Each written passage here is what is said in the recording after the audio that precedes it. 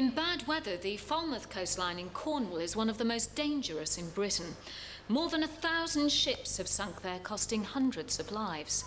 But in good weather, those same waters become a mecca for divers searching for wrecks. And there's one in particular which has a special reputation. The Mohegan, which sank 100 years ago, almost to this day.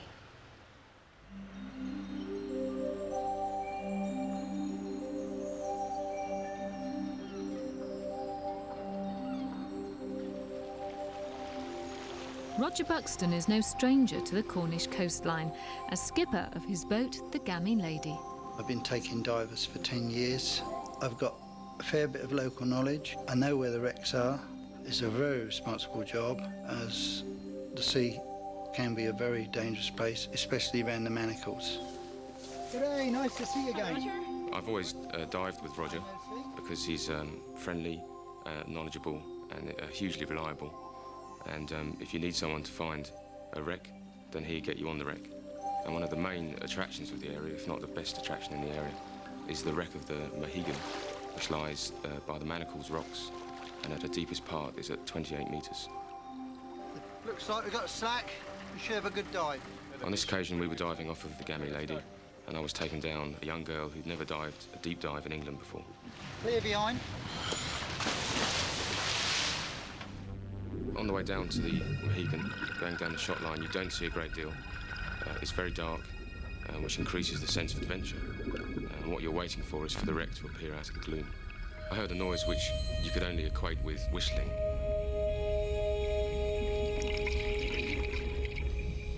At first I ignored the noise because you do hear a great many noises underwater. But the second time I heard it, then, I had to think again.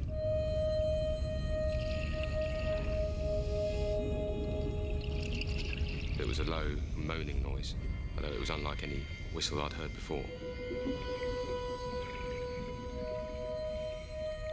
The third time I heard the noise just re-emphasised how uneasy I was feeling at the time.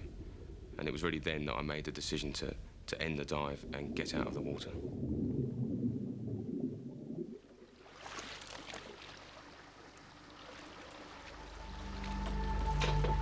To this day, I don't know what the sound signified or what it was or what it meant or where it came from. Only that it came from the wreck of the Mohegan and made me feel profoundly uneasy about diving the wreck again. When Howard came back to the boat, I knew there was something not quite right with him. And he didn't say anything for a while, and then he came to me, told me of his experience. Of course, at the time, I didn't take a great deal of notice, but sometime later, when I had another experienced diver on, and he had a very similar experience, that is when I started taking it on board and taking notice of what people were saying. Ken Baisley had been diving in this area for over 15 years. I'm quite used to tales of wrecks and wreckers and sea monsters and strange happenings. But what happened to me on that particular dive was most weird and strange and quite disturbing. I'd always heard an awful lot about the Mohegan. It had a lot of history locked up in it, and I really wanted to dive it and find it for the first time. Right below, I recognised something that wasn't natural, that was more man-made, and I decided to descend a little bit further and to investigate.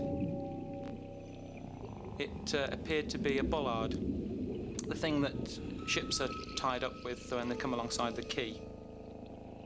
I got right up to it, and then I reached out my hand to touch it. And honestly, what happened next literally took my breath away.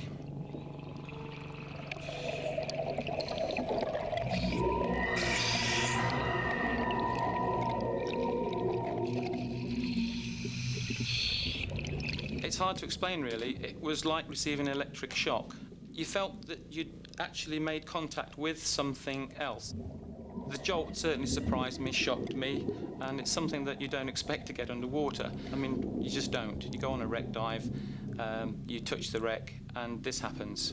Very, very strange.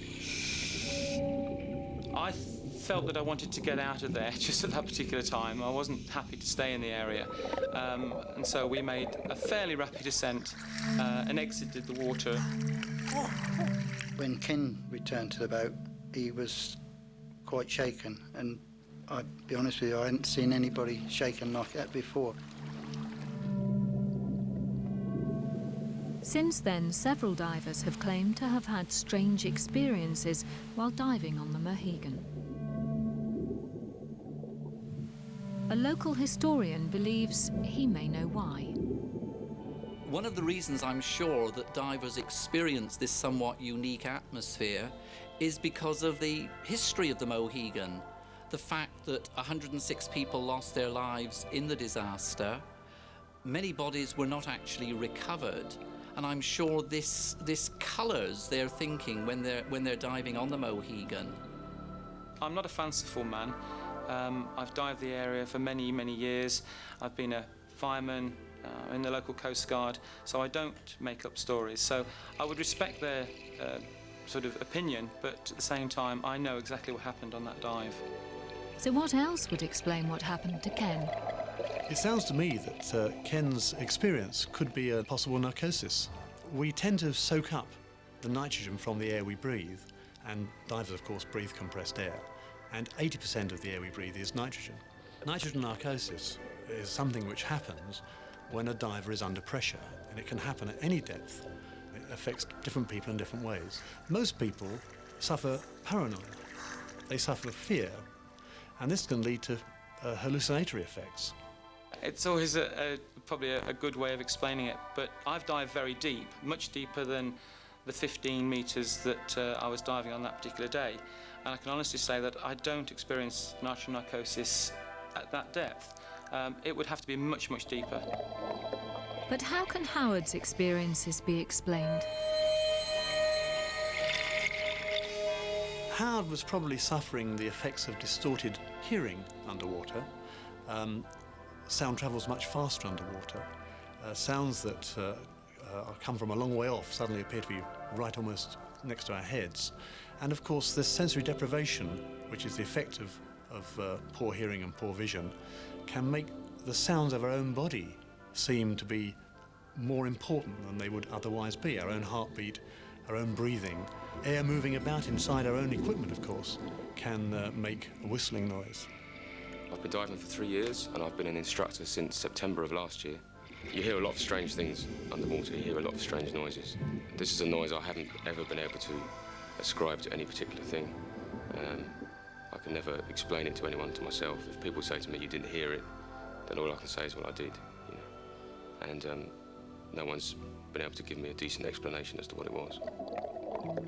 After the dive, I spoke with some friends who suggested that I should take some flowers back to the site and place them on the wreck as a mark of respect. And that's exactly what I did. And having put the flowers on the wreck, I haven't had any other strange experiences on the site.